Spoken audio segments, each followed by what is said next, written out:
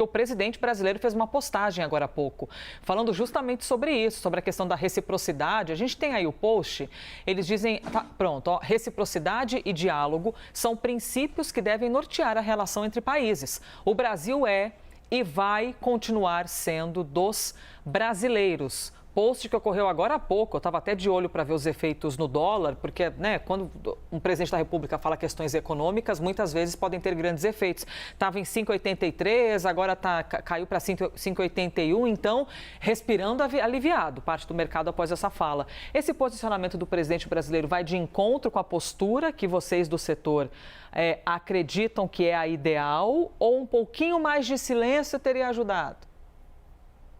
Elisa, a linguagem que é utilizada aí no primeiro nível dos mandatários nem sempre é uma linguagem que segue a mesma linha do que vem sendo discutido nos canais oficiais diplomáticos, entre o MRE do lado brasileiro ou do Departamento de Estado.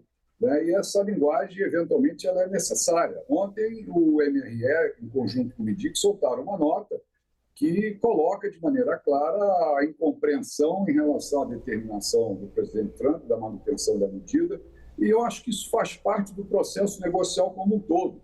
O fato é que os canais estão abertos, isso é o mais importante. Eu mencionei essa reunião da quinta, mas na sexta-feira seguinte, o nosso chanceler, Mauro Vieira, também teve um contato com a Hungria e foram constituídos grupos técnicos de trabalho. Então, as negociações vão se manter.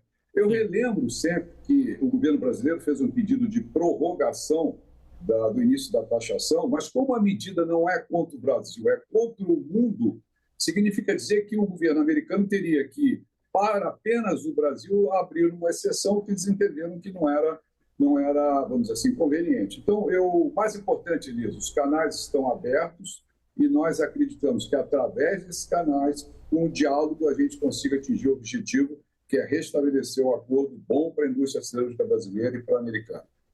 Marco, a gente tem mais um minutinho. Eu queria só que você concluísse dizendo se você tem a expectativa de que a produção aqui no Brasil de aço diminua ou se vocês vão buscar novos mercados para poder vender o aço que eventualmente não vá para os Estados Unidos e quais mercados, quais países são esses? Pedro, a sua pergunta é extremamente interessante.